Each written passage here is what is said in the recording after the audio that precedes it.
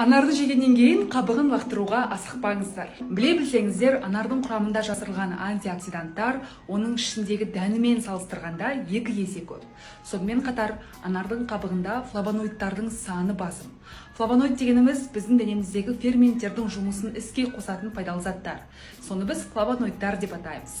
Тек ол ғана емес, анардың қабығында фенол, полисахаридтер, витаминдер, клетчатка, неше түрлі май қышқылдары бар.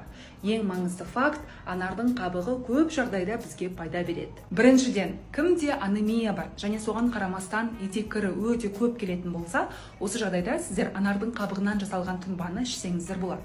Сонымен қатар, анардың қабығынан жасалған тұнба біздің денеміздегі микробтарға, бактерияларға, әртүрлі паразиттерге қарсы соққы бере алады. Ары қарай анардың тұнбасы қабыну кезінде бізге ем бола алады, денеміздегі жара болса оны тез жазады, қанды сұйылтады, ішті жүргізеді және денеміздегі токсиндерді тез шығаруға көмектеседі.